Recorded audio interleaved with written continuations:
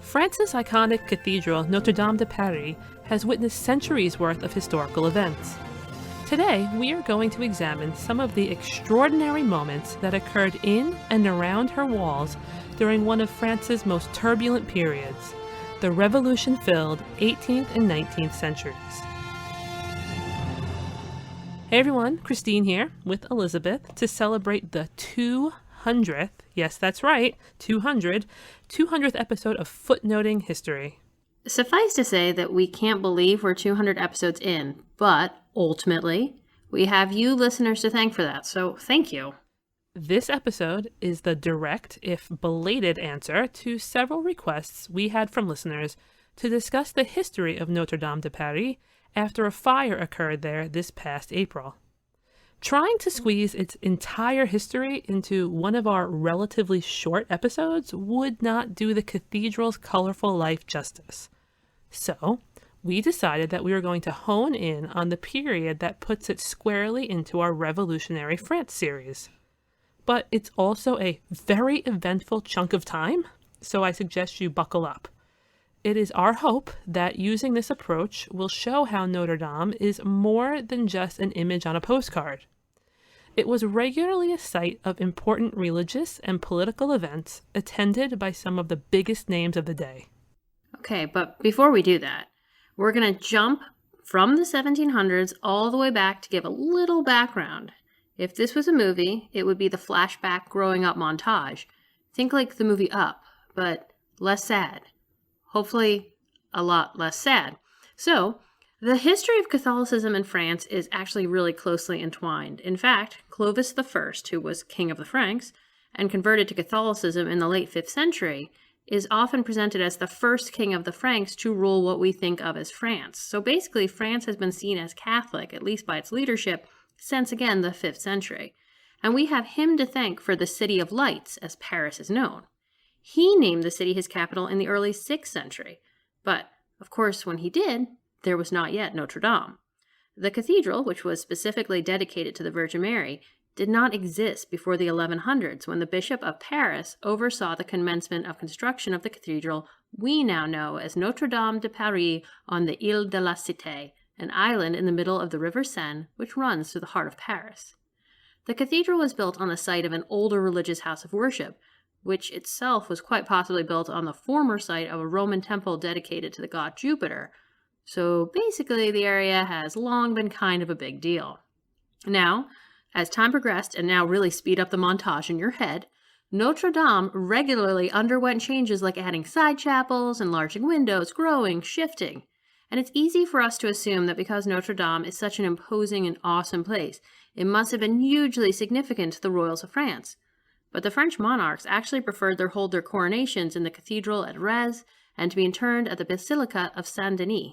But even though the royals didn't see it as a place of pomp and circumstance, Notre Dame was certainly a site of Catholic pilgrimage, and it evolved into somewhere that you'd want to show your friends if you were giving them a tour of Paris, much like it is now.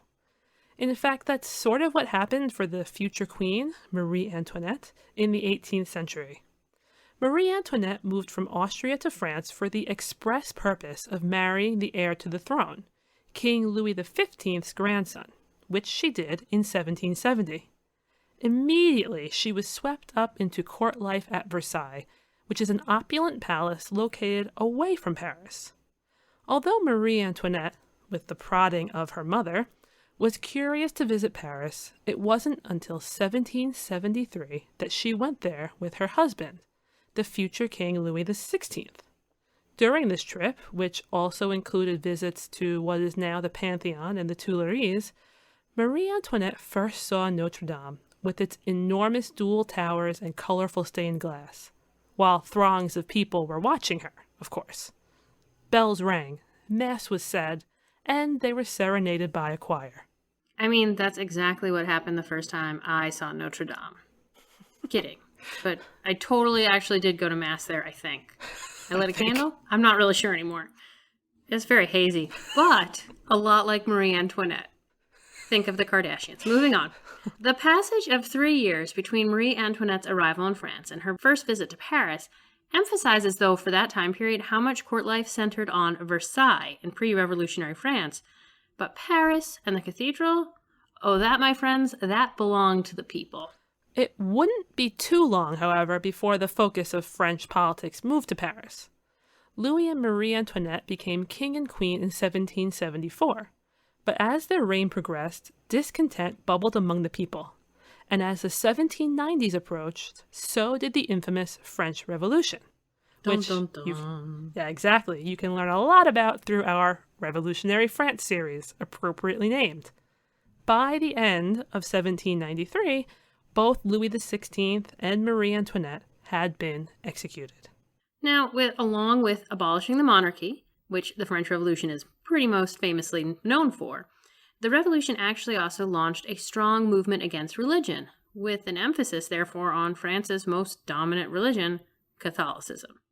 During what historian Simon Schoma called the anarchic period of the terror at the end of 1793, archbishops, bishops, priests, and other religious were forced to step down, while those with the strongest anti-clerical feelings orchestrated a series of actions to remove the sacred nature from churches. Bells were melted, gold and silver ornamentation was confiscated, stained glass windows broken. Interestingly, Maximilien Robespierre, who presided over the most brutal executions of the Revolution, until he himself was eventually also executed. Irony! Yeah, he spoke out against those who were celebrating the destruction of religion as men without honor or religion. Which, yes. So, as the Terror, the bloodiest period of the Revolution, when the guillotine was regularly taking the lives of Frenchmen, women, children. So, as the Terror was gaining momentum and the revolutionary government prepared to close all the churches in Paris, Notre-Dame was the site of an elaborate festival of reason, which is as far from a Catholic Mass as you can imagine. During the festival, a large papier-mâché and linen mountain was constructed in the nave of the cathedral. Traditional signs of Catholic worship were removed. A woman was recruited to dress as the goddess of reason. She was carried in, placed upon her mountain to be worshipped as the new deity. Not God, no, the new deity, reason. There were speeches, there were songs, revolutionary imagery all around. It was intense. It was, but it doesn't last, right? Intense things, everything's got to flame out. And that's what happens here. But even when the cult of reason is gone, terror is calming down, revolution's calming down, Catholicism's still on the outs in France. Meaning, so was our cathedral, which was basically used as a warehouse for wine in this period. And now I'm just refraining from making a water into wine joke, so congratulate me on that. Until the arrival of one of Christine's favorite people. That's right, we basically wrote this entire episode, and here's where the shoe drops. Christine, take it away. Who is it? Napoleon Bonaparte. Enter Napoleon. It's my Napoleon! Favorite. It has to be Napoleon. We can't do an episode It's where always it's not Napoleon. Okay, so the truth is, Napoleon did not ride into Paris, wave a magic wand, and completely restore the Catholic Church in Notre-Dame. Sadly, that is not where we are going. However, once Robespierre fell in 1794, another government formed. But it wasn't what Napoleon, who was an up-and-coming military man, thought that France needed. So in 1799, he quite literally staged a coup and took the reins, and he worked as first consul, supposedly for a limited term, with two others who were aptly titled the second and third consuls. While all this was happening, with the worst of the anti-church actions over, people began to practice their religion again because they finally felt that the coast was clear. But it wasn't official. No, it was not. Until it was. It's one of those sort of situations. In 1801, Napoleon's France made peace with the Catholic Church through a document called the Concordat, which declared Catholics were once again officially free to worship. This means that Notre-Dame could now return to its intended function. On Easter in 1802, Napoleon and other dignitaries arrived at the, still largely ruined cathedral for a ceremony to thank God, commemorate Easter, and, of course, officially proclaim that Catholicism was back. Naturally, there was a large turnout of curious onlookers. What I almost can't believe is that it was entirely possible to have watched Marie Antoinette enter Notre-Dame for the first time, witness the cathedral be de-Christianized and turned into a temple of reason, watch it become dilapidated, and then see Napoleon arrive and mark the official return of Catholicism. I mean, somebody saw that. A lot of somebodies probably saw that. I'm sure a lot of somebody saw that. Then, like only a few years later, the same person or people could line up again to watch our next great Notre Dame event, the coronation of Napoleon and Josephine as Emperor and Empress on December 2nd, 1804, one of my favorite historical dates. We know. Everyone knows. We need to get Christine a shirt, people. We're going to just get her a shirt with this date on it. I have a ring with a date on it. I know you have, and you have another ring with another date on it, but I feel a shirt would just, yeah, I'm going to do this. Wait for Christmas, people. I'm putting it up on the Footnoting History page. Okay. And yet, it wasn't as though Napoleon immediately knew he wanted to hold the coronation there. I mean, right, the kings of France had not held the coronation at Notre Dame. So once Napoleon made his tenure permanent by becoming emperor, there were lengthy conversations about every detail of the coronation, including the location. We know Notre Dame won, but other places considered include the Champ de Mars, Orez, like the French kings, Aix-la-Chapelle, which had ties to Charlemagne. I mean, they were going all out. But not unlike a major royal event you might see on television today, this one was an hours-long affair, with Napoleon Josephine being the last to arrive at the end of a magnificent procession so long that it had to stop several times due to crowding issues, so like modern-day bottlenecking. They were met in front of the cathedral by the archbishop, who anointed them with holy water before they entered. Now, it must be said here, though, that Notre Dame still had a lot of markings around it from the destruction during the Revolution. When people entered, they did so beneath an awning made of wood and stucco that served to hide the areas on the front of the cathedral that were in particularly bad shape. There was a music commissioned especially for the event, with a lot of reliance on fanfares using brass and drums. Almost 100 people were there just to take the tickets of guests, and 5 different places were called upon to supply their orchestras for the event. Perhaps the most famous aspect of the coronation is that instead of the Pope crowning Napoleon, he chose to crown himself and then crown Josephine as Empress. In crowning himself, Napoleon instantly told onlookers that he believed he achieved this new position through the power of his own work and not from the Church or God. The moment of him crowning Josephine in Notre Dame is captured in one of my favorite paintings, completed by Jacques-Louis David. Although it gives you a wonderful look at the crowded cathedral and the splendor of the event, we'll have it on our website for you to look at. Keep in mind, it is not like a photograph.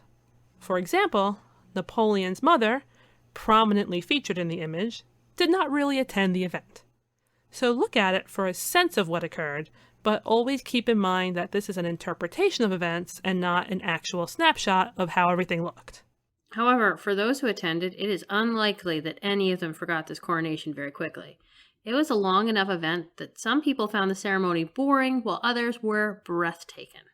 In addition to the Pope blessing Napoleon and Josephine and the crowning itself, Napoleon also took a public coronation oath and heard cannon salvos inform the city of what just occurred. The emperor had arrived. And if the coronation kicked off the empire, there was another event that Napoleon held at Notre Dame that he hoped would secure it forever: the christening of his son. Now, Napoleon had been so in need of an heir that he divorced Josephine in order to marry Marie-Louise of Austria in the hopes that she could provide the heir that Josephine had not. Well, on March 20th, 1811, that son was born. Almost immediately, he was known as the King of Rome, the future Napoleon II. In June, Napoleon and Marie-Louise rode the coronation coach to Notre Dame where, surrounded by marshals, foreign princes, court members, and the like, their son was baptized. Okay, so as great as all these Napoleonic events must have been to witness, they could not go on forever because Napoleon himself, as our regular listeners know and Christine cries about every night, Napoleon did not rule forever. It took 2 times for it to finally stick, though.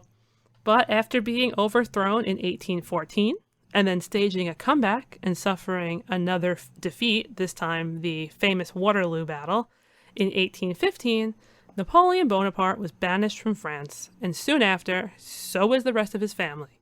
The young King of Rome, who had been baptized with such hope, never ruled Rome or anywhere else. But someone needed to rule France, so the kings came back. Well, I mean, not the old king, he was dead, and so was his son. But he had a brother who was living in exile. Louis XVI's brother arrives in Paris in a procession through the city in May 1814. So where does he go, my friends? He goes straight to Notre-Dame. He was received there as the new king, and recognizing his late nephew, who never properly ruled, as Louis XVII, the new king went by Louis XVIII. He then attended a service of thanksgiving called a Te Deum at the cathedral. Notre Dame, always a perfect site in the heart of the capital for spectacle and celebration. Even when you are restoring the Bourbon family line, the dynasty you overthrew not so long before.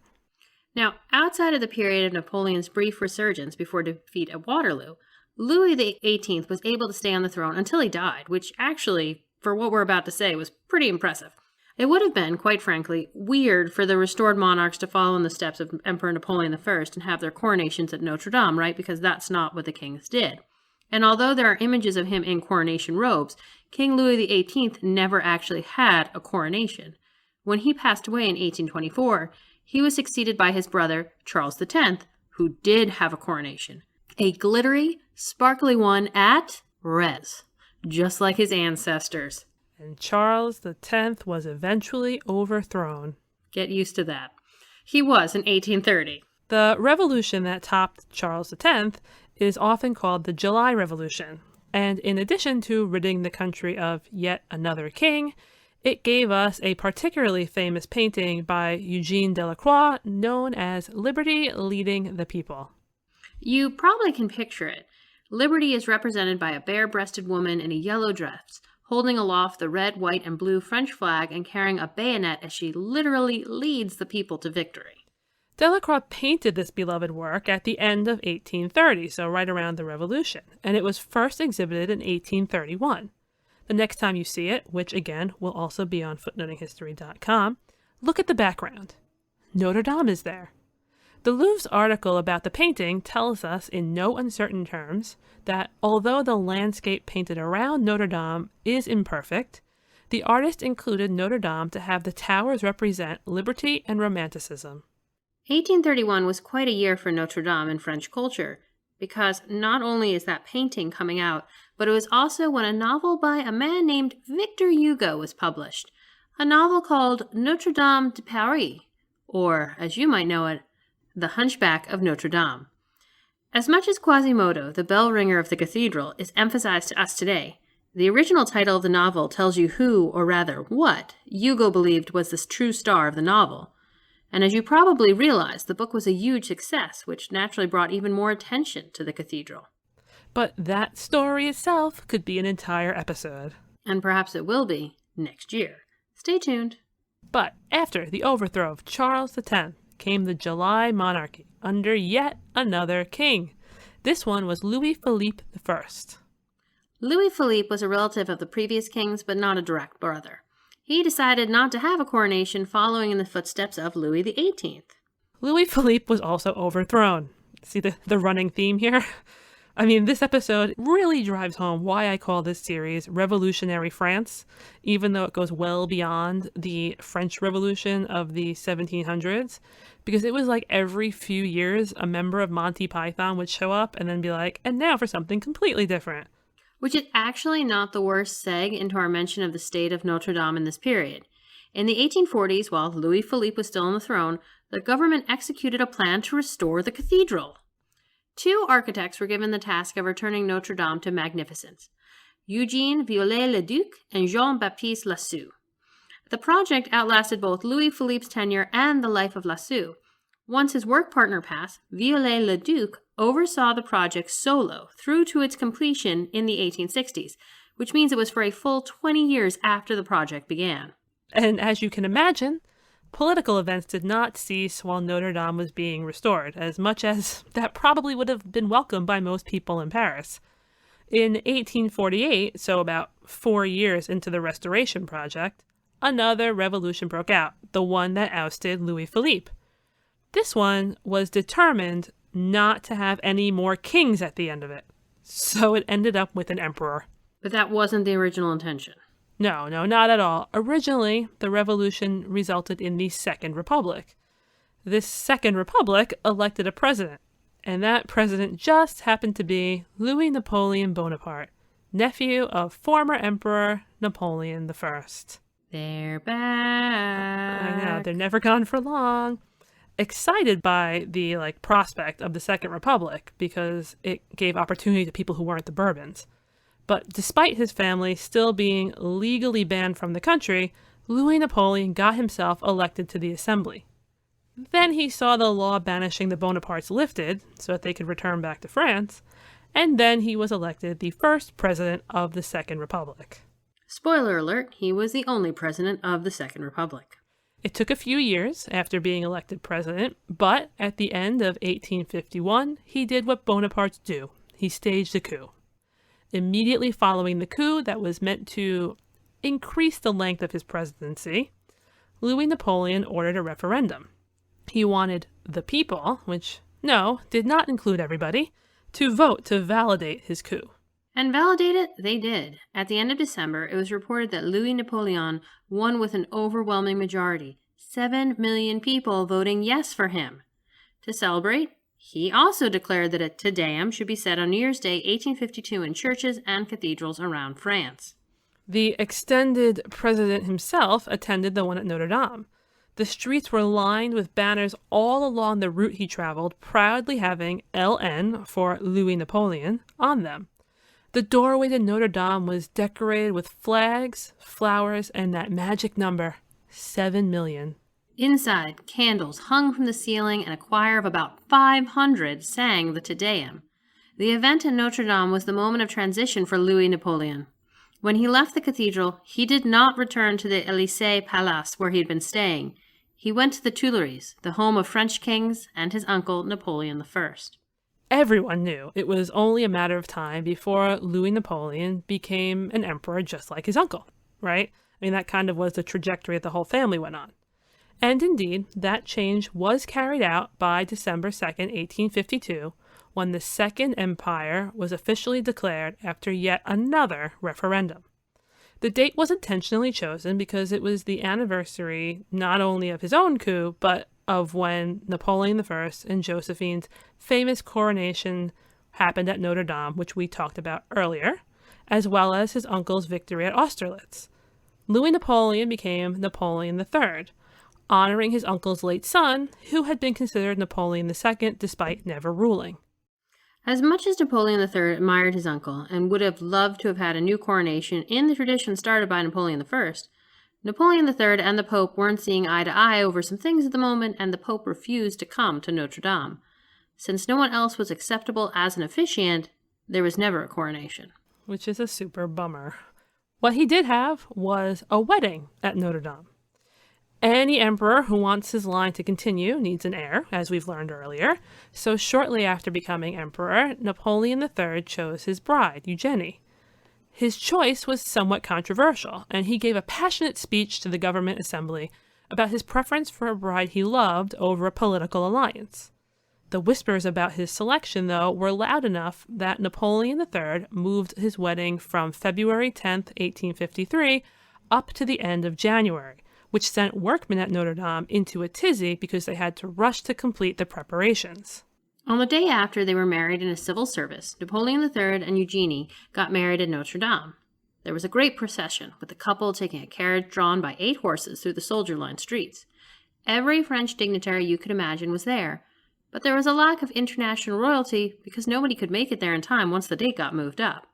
It was estimated that under 3,000 people could be seated inside, despite 10 times that number applying for entry. Napoleon III wore a general's outfit, while Eugenie wore white velvet and diamonds. The couple entered together accompanied by a musical march. Now remember, this was a period of renovation for the cathedral, and things weren't done yet, right? So the walls and pillars were covered, and there were lots of flowers and flags and candles to make Notre Dame look better than it really did. Some people were not fans, but the majority of the public weren't allowed inside anyway, so they just waited along the route to see Napoleon III and his Spanish bride. And only a few years later, they would be celebrating something else at the cathedral. It's like they say, first comes a coup, then comes marriage, then comes the heir. That is not what they say. That's what I say. So anyway, this is how it went. Although Eugenie had difficulties with pregnancy, including multiple miscarriages, she did eventually give birth to her one and only child with Napoleon III in March 1856. That child was a son, and so certainly he was to be christened in the official church of the Bonapartes, Notre-Dame. Once again, it was time for people to line the streets. This was getting to be kind of like a regular thing. The christening took place on June 14th.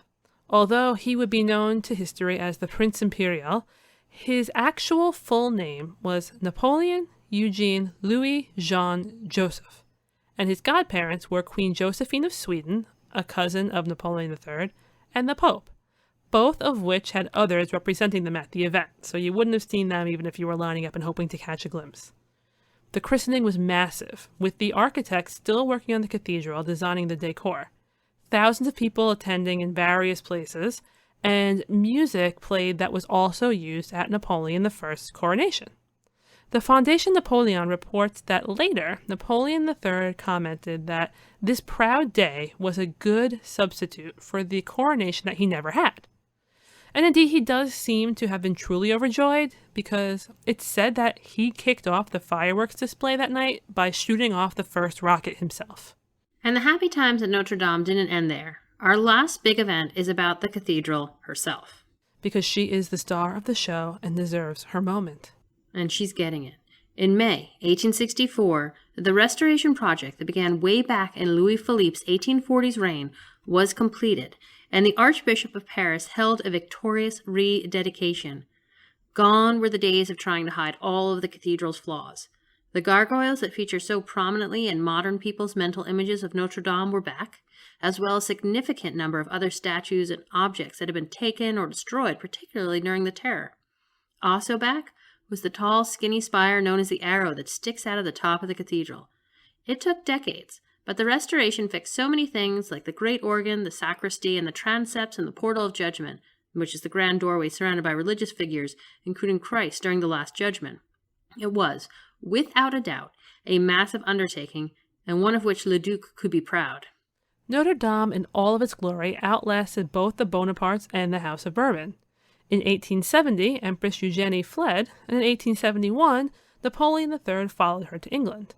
It also outlasted the revolutionary aftermath that saw other iconic locations like the Tuileries Palace burned down before the creation of the Third Republic.